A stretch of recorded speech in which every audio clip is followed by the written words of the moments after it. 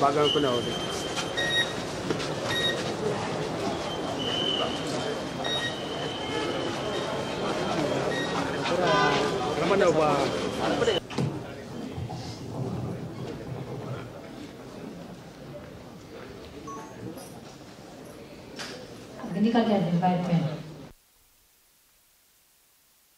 మరి కడప జిల్లాలో ఆల్రెడీ విత్తనాలు వేరుశనగ అయితేనేమి అలాగే 1,56,000 మంది రైతులకు ఇవ్వడం జరిగింది సార్. అదేవిధంగా సార్ మా చక్రాపేట మండలంలో మన సమావేశం వచ్చిన దానికి కృతజ్ఞతలు తెలుపుకుంటున్నాను. అదేవిధంగా మన మంత్రి గారు రాంప్రసాద్ కంటే ముందు ఉన్న ప్రధానమంత్రి ఫసల్ బీమా యోజన ప్రవేశపెట్టాలని కోరిన తర్వాత ఆ విధానాన్నే అంటే రైతులే పంటల జరుగుతాయి. ఈ నాట్లకు మనం ఏరియా కానీ కడప జిల్లా రైతాంగానికి తెలియజేసింది విజ్ఞప్తి చేస్తాం. అంటే ఒకవేళ లోనీ ఫార్మర్స్ ఏ విధంగా కట్టాలా, ఒకవేళ ఆర్బీకేల ద్వారా ఏమైనా మీరు తీసుకుంటారు. గతంలో రాయచూరులో ఇన్సూరెన్స్ జూన్ లాస్ట్ ఏదైనా వచ్చే అవకాశం ఉంటే ప్రయత్నం చేసి శాసనసభ్యులకు ఏ విధంగా ప్రతిపక్ష శాసనసభ్యుడైనా శాసనమండలి సభ్యుడైనా పార్లమెంట్ సభ్యుడైనా అందరికీ అయ్యే హక్కులే ఉంటాయి. అధికారమైన ప్రతిపక్షం అది వేరే విషయం. కానీ అధికారంలో ఉండేటప్పుడు ఒక రకంగా ప్రతిపక్షంలోకి వచ్చినప్పుడు ఇంకొక రకంగా భావించడం కరెక్ట్ గా అమర్నాథ్ రెడ్డి గారు చెప్పింది కరెక్ట్. గతంలో చేసిన తప్పులు గారు మీరు తెలుసుకోండి. మీరు గతంలో చేసినారు కాబట్టి పునరావృతం అవుతాను. గతంలో మీరు జరగవేసి అంటే మీరు మస్తుగా చేసినారు.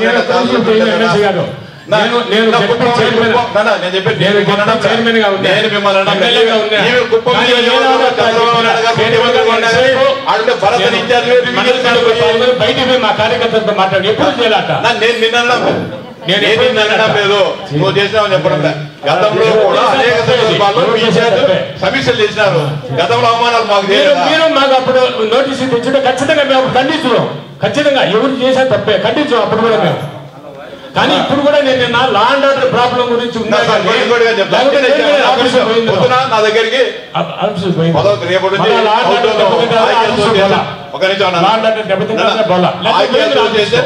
జరుగుతోంది. పేరు చూసిన రెడ్డి గారు ఫస్ట్ పేరు ఉంది, అవినాష్ రెడ్డి గారు ఉంది. కింద చూసి మా ఎమ్మెల్యే వైఎస్ జగన్మోహన్ రెడ్డి గారి పేరు లేదు. నేనే ఎత్తిన ఆయన వస్తాడా లేదా అనవసరం మీకు. మా ఇన్ని పేర్లు రాసిన తర్వాత జగన్మోహన్ రెడ్డి గారు ప్రతిపక్షం అనవసరం. ఈ ఊర్లో జరిగేటప్పుడు ఈ ఊరి శాసనసభ్యుడిగా పేరు ఎందుకు నేను అడిగినా, నేను తప్పు చేస్తారు మీరని. తప్పు చేసి అర్థం పొలం పోయి ఇచ్చినామని చెప్పిన జగన్మోహన్ రెడ్డి వస్తారా లేదా అది వేరే సమస్య. మీరు కూడా తప్పే జరుగుతుంది అదే మాదిరి. నేను చెప్పేది ఎవరన్నా కానీ కాక ఆయన వస్తాడో లేదో ఆ నియోజకవర్గ శాసనసభ్యుడు ఇవ్వాల్సిన గౌరవం ఆయనకి ఇవ్వాలా అన్నా. మీ 11 గ్రాంటెడ్, మీ 11లో మీకు ప్రోటోకాల్ ఎందుకంటే ఇది లాండ్ ఆర్డర్ ప్రాబ్లం. మీకు ప్రభుత్వానికి కూడా చెడ్డ పేరు వస్తుంది ఏ ప్రాబ్లం అయినా. అన్న నిజంగా ఒకవేళ కలిసింటే మాకు సమస్య వచ్చేదేమో. 11 కాబట్టి మా ముఖ్యమంత్రితో మాట్లాడి 11 మందికి మేము ప్రోటోకాల్ తెచ్చుకుంటాము.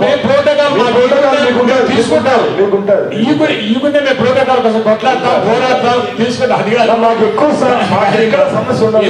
గవర్నమెంట్ మేము ఇబ్బంది పెట్టుకుంటామని కొన్ని జిల్లాల్లో సమస్య లేదు. తక్కువ నియోజకవర్గాలు ఉన్నాయి కాబట్టి మాకు కూడా ఏం ప్రాబ్లం లేదు. తప్పకుండా మీ ప్రోటోకాల్ మీకు ఫాలో అయ్యేటట్టు చేస్తాం.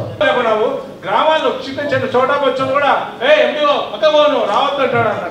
ఇది విడ్డూరంగా ఉంది. నా ముందంతా జరగలేదన్నా. ఇప్పుడు 30 రోజుల్లో ఎన్ని జరిగినాయి? చీన లిస్టు తిన్నా, రేషియో తిన్నా, ముందు జరిగినట్టు ఎన్ని అన్నా. నిజంగా ఏమైతారంటే ఊర్లలో వాళ్ళ మధ్య తగాదాలు కొట్టుకున్నా కానీ రాజకీయం పురుగుతారు. ముందు నాయకుల మధ్య పార్టీలు ఉన్నాయి, ఇప్పుడు ప్రజల మధ్య కూడా పార్టీలు వచ్చేసాయి. ప్రజలు నిజంగానే ఇప్పుడు ముందు నాయకులు కొట్టుకుంటే కేసులు అవుతాడు. వైద్యులు చెప్తారు ఎడగలిగిన అంత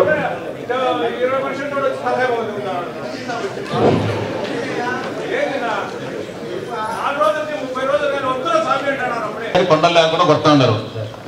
మీరు కానీ ప్రభుత్వం ఇచ్చిన అసలు ఎస్సీ ఎస్టీలకు ఇచ్చిన అసైన్మెంట్ ల్యాండ్స్ లో కానీ ఇష్టానుసారంగా మట్టి తవ్వుతున్నారు. అవి అమ్మేదానికి కొనేదానికి లేదు కదా, దాంట్లో ఇష్టానుసారంగా మట్టి తవ్వుతున్నారు. మీరేమో ఎవడన్నా బీదా బిక్కోటి ఇసుక తీసుకోవాలి 15,000 20,000 వేసి పోలీసులతో కొట్టిస్తావి.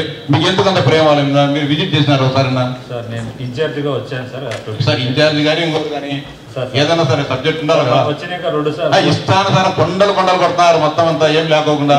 ప్రభుత్వానికి రావాల్సిన మైనింగ్ సెస్ రాకుండా పోతుంది. ఆ మైనింగ్ సెస్ మన జిల్లాలకే మనమే అభివృద్ధి పనులు చేసేది.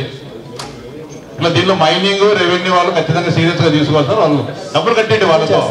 వాళ్ళనేవి రోడ్డు ఆపడం వద్దని చెప్పడం, డబ్బులు కట్టించేయండి. కలిపే కదా వాళ్ళు డబ్బిస్తాండి. ఇది అనుమతులు తీసుకున్నారు సార్. ఎంత అనుమతి తీసుకున్నారు? ఎంత తోలినారు? ఇప్పుడు హైవే అంటే ఫస్ట్ పర్మిషన్ తీసుకున్న తర్వాత పర్మిషన్తో ప్రతి వెహికల్ పైన టిప్ షీట్ ఉంటుంది. టిప్ షీట్ ఇచ్చినా వెహికల్ పోవాలి. ఎవరైనా పట్టుకున్నా ఎన్ని పర్సెంట్ వచ్చి ఆ వెహికల్ చూసుకోవచ్చు. టిప్ షీట్ ఉంటుంది. టిప్ షీట్ లేకుండా యాక్చువల్గా మైనింగ్ పర్మిషన్ తీసుకుంటారంటే ఫస్ట్ వాళ్ళు పర్మిషన్ అడుగుతారు. ఎవరు ఎంఆర్ఓను ఆ ల్యాండ్ చెక్ చేస్తారు. చెక్ చేసి ఎంఆర్ఓ ఎన్ఓసి ఇస్తారు. ఎన్ఓసి ఇచ్చినాక మళ్ళీ మైనింగ్ డిపార్ట్మెంట్ పోయి చెక్ చేస్తారు. చెక్ చేసి దానికి మళ్ళీ సర్వే చేస్తారు. సర్వే చేసి నీ క్యూబిక్ మీటర్ ఆడ వస్తాయని చెప్పి సర్వే చేసిన తర్వాత ఆ సర్వే రిపోర్టు మైనింగ్ డిపార్ట్మెంట్కి ఇస్తే మైనింగ్ డిపార్ట్మెంట్ పర్మిషన్ ఇచ్చి ఆ పర్మిషన్ ఇచ్చిన తర్వాత ట్యాక్స్ కట్టించుకొని ఆ తర్వాత ప్రతి టిప్పుకు టిప్ షీట్ ఉంటుంది. ఆ వెహికల్ ఎక్కడ పోయినా కూడా ఎవరైనా చూడొచ్చు. ఎవరిదైనా అబ్జెక్షన్ లే. ఇప్పుడు ఎట్లుందంటే కొండలు గారు యాడ దొరికి తోలుతాను. అది పట్టుకుంటే ఏదో పట్టుకున్నారంటారు. ఎంత దుర్మార్గం ఉందంటే మా నియోజకవర్గంలో చూస్తే అసలు నేను ఫోటోలు పెడతా మీకు. చాలా ఊళ్ళో అందరూ వచ్చారు. ఆ కొండల పాపంలో పశువులు మేపుకున్నారు. అందరు కొండకు ఆ పశువులు ప్లస్ గొర్రెలు పోయి మేపుకునేవాళ్ళు అంతా టోటల్ కొట్టేసిండ్రు. ఆ లోకల్ నాయకుడు బలం ఉందని చెప్పేసి ఈ కంపెనీలో ఎవరు చెప్పినా లెక్క చేయకుండా, అధికారులు లెక్క చేయకుండా ఇష్టపడిన వెళ్తాను. మాట్లాడితే దౌర్జన్యము. కాబట్టి ఖచ్చితంగా మేము చెప్పేది పని చేసేకి అభివృద్ధి చేసేకి మాకు ఎటువంటి అభ్యంతరం లేదు. అభివృద్ధి కావాలి. చూడు ఈ కాంట్రాక్టర్ ఒక్కొక్క కంపెనీ 40 నుంచి 45 కోట్లు ట్యాక్స్ కట్టాలా. 40 నుంచి 45 కోట్లు రాయల్టీ అమౌంట్ కట్టాలా.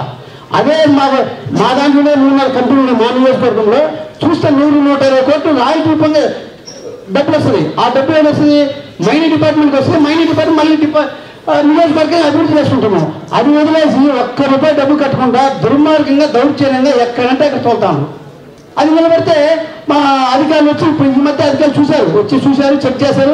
ఎక్కడ ఒక్క వెహికల్ కూడా పర్మిషన్ లేదు. ఒక్కటంటే ఒక వెహికల్ పర్మిషన్ లేదు. ఒక క్యూబిక్ మీటర్కి వస్తే సుమారుగా ₹200 దగ్గర రాయల్టీ కట్టాలా. ₹200 రాయల్టీ కట్టాలా. ₹1 కట్టకుండా తోలుతాము. కాబట్టి అక్రమంగా మేము చేసేదంటే అభివృద్ధి అంటే ఎటువంటి మేము ఇబ్బంది చేయం. మాకు ఎక్కడ కానీ ట్యాక్స్ రావాల్సింది, ఖచ్చితంగా ట్యాక్స్ కట్టాల్సిందే. రూల్ ప్రకారం చేయండి, మాకు ఎటువంటి ఇబ్బంది లేదు. 1000 టన్నులు ఏదైతే అవైలబిలిటీ ఉందో వాటికి మాత్రమే ఇప్పుడున్న రేట్లు వర్తిస్తాయి. అవును సార్. ఫర్దర్ కొత్తగా ఎక్స్కవేట్ చేసే శాండ్కు మాత్రం మీరు చెప్పినట్టు రేట్ తగ్గుతుంది. మీరు చెప్పింది ఇప్పుడు ఏదైతే గతంలో ఆల్రెడీ ఎంపీగా ఏజెన్సీ ఉందో వాళ్ళకి అగ్రిమెంట్ ప్రకారం పే చేయాల్సి ఉంటుంది అనమాట. అందుకోసం ఆ క్యాపిటల్ అమౌంట్, ఆ బేసిక్ అమౌంట్ పెట్టిన తర్వాత ఇందాక చెప్పినట్టు హ్యాండ్లింగ్ ఛార్జెస్, జిల్లా పరిషత్తు, ఆ టెంట్ అకౌంటేషన్ ఇవన్నిటికీ కలిపి ఆ రేట్ వస్తుంది అనమాట. సార్ 88 రూపీస్ అనేది స్టాట్యూటరీ సార్. మనం డిఎంఎఫ్ ఇది సీనియర్ అనేది స్టాట్యూటరీ కాబట్టి అప్పుడు ఇచ్చినప్పుడు కదా సార్ దాన్ని ఉచితం అంటారు. ఉచితం అంటే ఇట్లా ఎండ్ యూజర్కి ఉచితంగా వస్తే దట్ ఇస్ కాల్డ్ ఉచితం. That is called for free. అంటే ఇప్పుడు మీరు డిఎంఎఫ్ ఓకే, డిఎంఎఫ్ వేయకపోయినా కానీ గత ప్రభుత్వంలో జరిగింది. ఇప్పుడు మీరు డిఎంఎఫ్ వేసి మన జిల్లా పరిషత్కు మీరు ఫండ్ ఇవ్వాలనుకుంటున్నారు, అంటే ఇన్కమ్ జనరేట్ చేయాలనుకుంటున్నారు, అంతేనండి? ఇది డిఎంఎఫ్ అనేది సెంట్రల్ గవర్నమెంట్ యాక్ట్ సార్. అది ఖచ్చితంగా మనం we have to collect that DMF అనేది కలెక్ట్ చేయాలి ఖచ్చితంగా, లేకపోతే వైలేషన్ అవుతుంది ఏ గవర్నమెంట్ అయినా. ఓకే. తర్వాత సిపిపి అనేది కూడా పంచాయతీలకు అది వెళ్ళాల్సి ఉంటుంది. ఎందుకంటే అది ఎప్పటి నుంచి కూడా పంచాయతీలకు మన సీఈఓ ₹5 లేదా ₹100 అనుకుందాం, అది కంపల్సరీ పే చేయాలి. ఓకే. దాని తర్వాత ఇప్పుడు ఎండ్ యూజర్కి ఉచితంగా ఇస్తాము అని చెప్పినప్పుడు, ఎవరైతే తీసుకోబోతున్నాడో అంటే ఎవరైతే ఎండ్ యూజర్ ఉన్నప్పుడు నేనున్నాను, నాకు ₹100 కట్టుకొని అది తప్పని పరిస్థితి కాబట్టి ₹100 కట్టాలి, అంతే కదండి. ఇంకా మిగతావన్నీ ఛార్జెస్ ఎందుకు? అదే గవర్నమెంట్ భరించి ఇప్పుడు తెలుగుదేశం ప్రభుత్వం ఉచితం ఎప్పుడు వేసుకోవచ్చు. నేనే ఆ ఇసుక లోడింగ్ ఎక్స్కవేషన్ ఛార్జెస్ కూడా రాష్ట్ర ప్రభుత్వం భరిస్తుంది, ఎండ్ యూజర్కు ఫ్రీగా ఇస్తున్నాము అని చెప్పినప్పుడు అది కదా ఉచితం అంటే. సార్ అప్పుడు సార్ 2014-19 నుంచి కూడా సార్ ఇదే పాలసీ సార్. అప్పుడు కూడా అప్పుడు ఉచితంగా ఇసుక మనం ఉచితం అని అనుకుంటుంది కదా. ఉచితము స్టార్ మార్క్ వేసి దానికి ఏదన్నా కండిషన్స్ అప్లై ఫోటో అని చెప్తే బాగుంటుందేమో. అక్కడ ఏజెన్సీ పెట్టాలి కదా సార్ మనము లోడింగ్. మీరు ఏజెన్సీకి పెట్టాలండి, కరెక్ట్. ఏజెన్సీకి ఛార్జెస్ ఇవ్వద్దని అన్నట్లా. మీరు అది ఎవరు ఇవ్వాలి అంటే గవర్నమెంట్ ఇవ్వాలి. ఉచితం అని రాసుకున్నప్పుడు ఎవరు రాసినారు ఉచితం? ఉచితం అని రాసినది ఎండ్ యూజర్కి డబ్బులు ఫ్రీగా వచ్చినప్పుడు దాన్ని తెలుసుకోవాలి ఉచితం. అంతే తప్పనిచ్చి ఎండ్ యూజర్కి డబ్బు ఎండ్ యూజర్కి అది ఆ బెనిఫిట్ చేరినప్పుడు హౌ ఇస్ దట్ కాల్ ఉచితం? How is that call for free? గౌరవ కలెక్టర్ గారు అంతే కదా సార్. ఉచిత ఇసుక అంటే గతంలో మాది కాంట్రాక్టర్కి అప్పచెప్పకోకుండా వందల కోట్ల రూపాయల ప్రభుత్వానికి సెస్ ట్యాక్స్ కట్టుకోకుండా సరసమైన ధరలతో ఎంత మినిమం ఎక్స్పెండిచర్ అవుతుందో దాన్ని తీసుకుంటుందని ఉచిత తీసుకో. గతంలో మాదిరి శేఖర్ రెడ్డికో లేకుంటే ఇంకో ప్రతిమా కంపెనీలకో 1200 కోట్లు 1500 కోట్లు గవర్నమెంట్ డబ్బులు కట్టించుకొని వాళ్ళు ఇసుక అమ్ముకుంటున్నారు. ఏదైతే రేవుల్లో ఉంటుందో దాన్ని తీసుకొని వచ్చి ఎక్స్పెండిచర్ రాబడుతున్నారు తప్ప మొత్తం కాంట్రాక్టర్ తో 1500 కోట్లు 2000 కోట్ల ముందే డబ్బులు తీసుకొని ఇచ్చేదాన్ని ఆ పరిస్థితి ఇప్పుడు ఈ రాష్ట్ర ప్రభుత్వం అమలు చేయడం లేదు. కాదండి నేను చెప్తున్నది ట్రాన్స్పోర్టేషన్ కావచ్చు. ఇప్పుడు నేను చెప్పేది లోడింగ్ ఛార్జెస్ అవి ఇవి అని చెప్తున్నారు. అవన్నీ కూడా గవర్నమెంట్ మేము బేర్ చేసి ఇచ్చినప్పుడే కదా. కాదేమో ఇంకోటి ఏదో మీరు కలెక్టర్ గారు మీరు చదువుకున్నారు, అది పెద్ద హోదాలు ఉండరు, మీరు చెప్తే ఇంకా నాకు జవాబు చెప్తే అంటే నేను సాటిస్ఫై అవుతారని కాదు, బట్ అట్లీస్ట్ చెప్తాంలేండి. డిప్యూటీసీ గారు ఇలాంటి ప్రతిపాదన చెప్పినారు. ఎంత పరిస్థితి పేరేమైనా మారుస్తారేమో మా ముఖ్యమంత్రి గారిని అడుగుతాం. ఉచితం అని కాకపోకుండా అంటే పాలసీ రాలేదు కదా ఇంకా. ఇప్పుడు 3 లక్షలు ఏదైతే ఉందో దాని వరకు అంటున్నారు. మన స్టేట్ లో దగ్గర 40 లక్షల టన్నులు మామూలుగా ఈరోజు సాక్షి అకార్డింగ్ టు సాక్షి అంటే that we believe which is a fact according to YSRCP 80 లక్షల టన్నులు ఉన్నది. బట్ యాజ్ పర్ అంటే మీరు చెప్పచ్చు దట్ ఇస్ అభియోగం అని చెప్పచ్చు, but you have to prove it also. మీరు అక్కడ ఏం చెప్తున్నారు? There is only 44 lakh tons అని చెప్తున్నారు. So we're saying it's 80 lakh tons. You are saying 44 lakh tons. సాక్షి కాదు కదా ఏజెన్సీ, చెప్పండి. నోడల్ ఏజెన్సీ ఏమన్నా సాక్షి చెప్పండి. సాక్షి వాళ్ళు చెప్పిందే నిజాలు ఉండవు కదా అధికారికంగా. యాక్చువల్ గా అందుకోసమే కలెక్టర్ గారిని ఫస్ట్ ఎంత ఉన్నాయి ఎంత వరకు స్టాక్ ఉందనేది నేను అడిగింది. అందుకోసం నేను కలెక్టర్ గారిని ఫస్ట్ అడిగింది. June 4th ఎప్పుడైతే ప్రభుత్వం అయితే ఎప్పుడైతే కాంట్రాక్టర్లు తోలుకుని అవి కూడా లెక్కేసి సాక్షి వాళ్ళు చెప్పినట్టున్నారు. ఇది గవర్నమెంట్ దగ్గర ఉండేది ఇదే. ఇప్పుడు పెద్దిరెడ్డి రామచంద్ర నాటి వాళ్ళంతా లోడ్లు పెట్టుకున్నారు అక్కడ. అవన్నీ కలిపి ఉంటాయి మీరు చెప్పిన లెక్కలేమో. మా ఊర్లలో ఉండే పరిస్థితి. ఓకే, ఆ ఉచితం అనేది దానికి మీరు క్లారిటీ ఇస్తే బాగుంటుంది. సభకు నమస్కారం. మన కడప జిల్లాకు మ్యాక్సిమం కేసీ కెనాల్ కింద మంచి సుమారు 92,000 ఎకరాలు ఇరిగేటెడ్ అవుతుంది.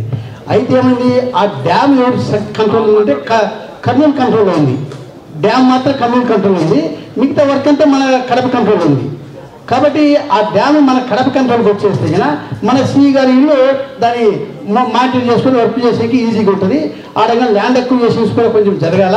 ఇప్పుడు మన ప్రతిపాదన అంటే మాకు నిన్న కూడా మినిస్టర్ గారితో దృష్టి తీసుకుని మినిస్టర్ గారి దగ్గర చెప్పాను, నేను ఖచ్చితంగా చేస్తానని చెప్పారు. వర్క్ జరిగే ఏరియా కర్నూలు ఏరియాలో ఉంది. ఆ ఏరియా నుంచి మన కడప సిఈ కంట్రోల్ చేస్తే కదా ఈ మన సిఈ గారు దాన్ని మానిటర్ చేసుకుని వర్క్ కొంచెం ఫాస్ట్గా చేసుకునేకి మనకు అవకాశం ఉంటుంది. ఇంకోటి ఏంటంటే దాంట్లో ఉన్నటువంటి లిమిట్స్ కూడా అర్థం కడప ఉంది, అర్థం కర్నూలు ఉంది. ఆ డ్యామ్ కూడా మనకు దాని కింద ఉపయోగపడేదంతా మన కడపలకు ఉపయోగపడుతుంది. అందుకు కర్నూలు సి అంత పెద్ద నెగ్లెక్ట్ చేస్తాడు. ఆయన ఏంటంటే అవసరం మనకుంది, వాళ్ళకి అవసరం లేదు కాబట్టి ఆయన నెగ్లెక్ట్ చేస్తాడు. కాబట్టి మనకు అవసరం ఉంది కాబట్టి మన సి గారు మనమందరికీ ఎవరికైనా మాట్లాడితే మనకు అనుకూలంగా ఉంటుంది. దానికి రూల్స్ పెట్టి ఆ డ్యామ్ను రాజోలి ఆనకట్టను మన కడపకు సి క్యాన్వర్ చేస్తే దాంట్లో ఫైనాన్స్ ఇంప్లికేషన్ ఎక్కడేమి ఉండదు. ఫైనాన్స్ ఇంప్లికేషన్ ఎక్కడేమి ఏముండదు. ఓన్లీ వాళ్ళు చేసే పని వీళ్ళు చేస్తారు అంతే. ఓన్లీ చేంజెస్ అంతే. నేను మినిస్టర్ దృష్టికి తీసుకున్నాను, అది కొంచెం మన మినిస్టర్ రాసి కొంచెం ప్రతిపాదన. ఇది జిల్లా పరిషత్ మినిట్స్ కాపీ అలా మన సపరేట్. మండలంలో కాలేడు వాగు ఉంది సార్. కాలేడు వాగు ప్రాజెక్టు స్టార్ట్ అయింది, పని కూడా 75% పూర్తయింది సార్. అది అక్కడ నిండితే అన్నమయ్య జిల్లా మదనపల్లి పుంగునూరు వరకు నీళ్ళు పోతాయి సార్. ఆ డ్యామ్ను పూర్తి చేసే బాధ్యత ఖచ్చితంగా జరగాలి సార్. ఎందుకంటే అక్కడ ఈ ప్రభుత్వం వచ్చిన తర్వాత కాంట్రాక్టర్ పిఎల్ఆర్ కంపెనీ వస్తారు. దానిపైన ఏదైనా కచ్చ సాధింపులు అవి జరిగితే మా చక్రాపేట మండలంలో 72,000 ఎకరాలు బారాలు వస్తారు. 72,000 ఎకరాలు నీళ్ళు బారాలు. ఆ తర్వాత వచ్చేసి లక్కిరెడ్డిపల్లి రాయచూటి కూడా పోవాలి సార్. అది ఆ పని పూర్తి కావాలి సార్. అదేవిధంగా ఈ కచ్చ సాధింపుల వల్ల చేసుకుంటే ఆ కాంట్రాక్టర్ పైన వాళ్ళ పైన చేస్తే అన్యాయం అయ్యేది ప్రజలం సార్. అన్నమయ్య జిల్లా వాళ్ళు కాంట్రాక్టర్ తప్పు చేసినా కూడా వదిలేమంటారా? తప్పే లేదు అన్న ఒకటి జరగాలి సార్. తెలుసు, అది హామీ ఇచ్చిన రోజు నేను కూడా స్టేజ్ పైన ఉన్నా, అప్పుడు ముఖ్యమంత్రి నేను కూడా ఉన్నాను. ఆ వర్కులు ఇప్పుడు ఆ కాలాల్లో టెండర్ అయిన రేట్లు ఎంత క్వాంటిటీస్ ఉన్నాయి, ఎంత డబ్బులు చెల్లించినాము, ఇంక రాబోయే కాలం ఎంత ఇవ్వాలో చూస్తాను. అన్ని ప్రాజెక్టుల మీద ఇప్పుడు వివరణ అడిగినాం, టోటల్గా లిస్ట్ వస్తుంది. అట్లని చెప్పి కాంట్రాక్టర్ మీద కక్ష కాదు. ఆయనకేం మస్తు లక్షల మంది కాంట్రాక్టర్లు ఉంటారు, అందరం చేసి అన్ని పనులు వదిలిపోతారు. ఎవరో దాంట్లో తప్పు చేసిన 5 మంది 10 మంది ఉంటారు. నేను ఆయన కూడా తప్పు చేసిన కామెంట్ చెప్పను. పిఎల్ఆర్ ఆయన రాజకీయ నాయకుడు కాబట్టి మీరు చెప్తాను. అంటే ముందే ఏంది ఇది జరగకముందే ఆయన మీద ఏమైనా చేశారు, దీని మీద తెస్తామని చెప్పండి. ఆయన ఇక్కడ కాదు, పొంగునూరులో వర్క్ చేశారు, అది పెద్దది.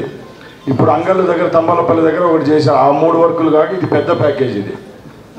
అంతేగాని కక్ష సాధింపు అనేది ఏముండదు. ఎందుకంటే కాంట్రాక్టర్లు ఎవరు, ఆయనైనా ఇంకో కంపెనీ అయినా విజిలెన్స్ ఉంటుంది. ఇప్పుడు కొత్త ప్రభుత్వం వచ్చింది, దాని మీద ఎవరన్నా కోర్టుకు కూడా పోవచ్చు కదా. ఆ రోజు ఇంత చేశారు, ఇంత డబ్బు పెట్టారు, ఇంత ఖర్చు పెట్టారు, ఇంత పెట్టలేదు అనేది కూడా ఉంటుంది కదా. అంతేగాని ఈ ప్రభుత్వంలో అయితే ఏ కాంట్రాక్టర్ మీద ఎవరి మీద కక్ష సాధింపు అయితే ఉండదు. మీరు ముందన్నట్టు కూడా తలకాయలు పాల్గొట్టే పంచాయతీ మీరు చెప్పినారు కదా. మీరు మా పక్కగా మా అవగారు మీదే నాకు బాగా తెలుసు. చెప్తాను, మీ మండలంలో ఇప్పుడైంది 45 ఏళ్ళ నుంచి ఎప్పుడు తలకాయలు వాళ్ళు కూడా రాళ్లతో కొట్టుకునేది అలవాటు. అంటే రాజకీయాలకు దానికి సంబంధం ఏముంది నాకు చెప్పిన. ఊళ్ళల్లో కూడా కక్షలు ఉన్నాయి, అది ముందే ఫ్రాక్షన్ మండలము. అవి కూడా తెలుగుదేశం ప్రభుత్వం 34-35 రోజులు అయింది వచ్చి అవి కూడా మా మీద వేస్తే ఎట్లా? అదేవిధంగా సార్ అట్లా అంటే పిఎల్ఆర్ని కాపాడమంటావు, ఖచ్చితంగా కాపాడతాం. కాలువేడి మండలంలో వెల్లుల్లి ప్రాజెక్ట్ వచ్చి తెలుసునా సార్, వెల్లుల్లి ప్రాజెక్ట్ వచ్చి చంద్రబాబు సార్ ఓపెన్ చేశారు సార్. ఆ రోజు నేను రెస్కో చైర్మన్ గా ఉన్నాను సార్.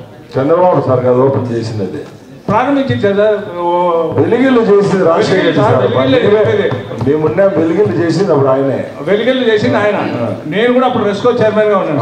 ద్వారకనాథ్ రెడ్డి ఎమ్మెల్యే. ఆ రోజు ఆయన చేసిన తర్వాత కొంత నిలిచిపోయింది. రాజశేఖర రెడ్డి గారు వచ్చి పూర్తి చేసి రాయచూటికి కూడా నీళ్ళు లేకుండా చక్రాపేట మండలానికి కూడా కాలేడు వాగు పని పూర్తి కావాలి. ఆ రోజు వెలిగిళ్ళు ప్రాజెక్టు కట్టిన వాళ్ళు కూడా SCW కంపెనీ వాళ్ళు స్పిల్వే కట్టారు. బండ్ కంపెనీ చేసింది కూడా ఈ PLR కంపెనీనే. మీకంటే మాకు బాగా తెలుసు. కాలువలు పని చేసింది PLR కంపెనీనే. ఇప్పుడు చూడండి నీళ్ళు ఎంత ఇంకిపోతానయో, లాస్ట్ ఆయకట్టుకు నీళ్ళు ఎన్ని వస్తానయో, రైట్ అండ్ లెఫ్ట్ కెనాల్లో, అది కూడా మీరు చూడండి. ఇది కాలేడు ఆ PLR అంటే ఈ ప్రభుత్వం అయితే ఊరి మీద అలాంటి చేయదన్నా. ఆ రోజు వాళ్ళు చేసింది ఆ వర్క్ లో కూడా వెలుగుల ప్రాజెక్ట్ లో కూడా PLR కంపెనీ 80% వర్క్ వాళ్ళే చేసింది. ప్రజలు నీళ్లు వచ్చేది చూస్తాం కానీ వాళ్ళ ప్రజల్లో అపోహ ఉందా లేకపోతే మీలో ఉందా చెప్పండి. ఇందుకు మేము కక్ష సాధిస్తామని ఎవరు చెప్పినారు? మీరా? ప్రజల్లో ఉందా? ఎవరిలో ఉందో చెప్తే ఏమన్నా పేపర్లలో చదువుతాడు వచ్చింది టీడీపీ గవర్నమెంట్ అట్లాంటివి ఏమి ఉండవు, ఏం చేయలేదు. ఖచ్చితంగా ఏముండదు లేదు. ఇంతసేపు డిస్కషన్ ఎందుకు? మీరు మనస్ఫూర్తిగా ఒక మాట, ఆ పని పూర్తి చేసే బాధ్యత మాది 100% అని చెప్పండి. సంతోషంగా ఆయన కూర్చుంటాడు.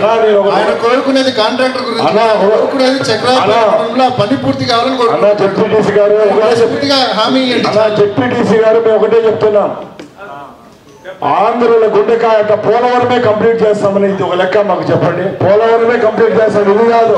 పోలవరం చేసినప్పుడు ఇది కాదు కదా. మా ముఖ్యమంత్రి 3వ రోజే పోలవరం పోయినాడు, ఇది కాదు కదా. అది చేసేటప్పుడు ఇది కూడా తప్పకుండా చేస్తాం, తప్పకుండా అవుతుంది. ఇచ్చి చెప్పేసినా సార్. బ్రహ్మంగారి మఠంలో తెలుగంగ ప్రాజెక్ట్ ఉంది సార్. దానికి 10 సార్లు ఇక్కడ మాట్లాడడం జరిగింది సార్. గేట్లు అనేటి పోయినాయి సార్. అది పైకి లేచే కిందికి లేవు, కిందికి లేచే పైకి లేవు. ఒక టీఎంసీ నీళ్ళు అంటే కనీసం 20 కోట్లు డబ్బు కావాలి సార్. వృద్ధాగా 10 క్యూసెక్లు వదలాలనుకుంటే 100 క్యూసెక్లు పోతాయి. దించితే పైకి నేను ఎన్నోసార్లు లెటర్ మూలకంగా ఇచ్చిన, పోయిన మా ఎంపీ గారు అవినాష్ రెడ్డి గారితో చెప్పించాము, అన్నీ చెప్పినా కానీ అది కావడం లేదు సార్. వృద్ధాగా పోతాడై. అయితే ఇప్పుడైతే పూర్తి చేస్తారు, మళ్ళీ పూర్తిగా నీళ్ళు వచ్చినప్పుడు గేట్లు చేసేదానికి లేదు, ఖాళీ అయిపోయింది. దయ ఉంచి అది పూర్తి చేస్తే ఇబ్బంది లేకుండా ఉంటుంది సార్. నీళ్లు కానీ పుష్కలంగా వచ్చినప్పుడు ఉంటుంది, చేయకుండా ఉంటే వృధా పోతాయి సార్. ఎన్నోసార్లు చెప్పినాం. దయ ఉంచి మంత్రి గారు, కలెక్టర్ గారు, అధికారులకు చెప్పి, ఎందుకంటే ఇంకా మిగతా ఉండదు సార్, ఛాన్స్ ఉండదు. నీళ్ళు వచ్చాక చేసేదానికి లేదు సార్. ఇప్పుడు ఖాళీగా ఉన్నాయి సార్. ఎంపీ సార్ చెప్పిండు, మా ఎమ్మెల్యే గారు చెప్పారు, మా ఎమ్మెల్సీ గారు చెప్పారు. గత ప్రభుత్వం నుంచి ఇదే చెప్తే మీరు ఏం చెప్తారో వీళ్ళకి చెప్తే వాళ్ళకి చెప్పాలి. ఈ రెవెన్యూ అంటే మీరు చెప్పి చేసుకోవాలి కదా సార్.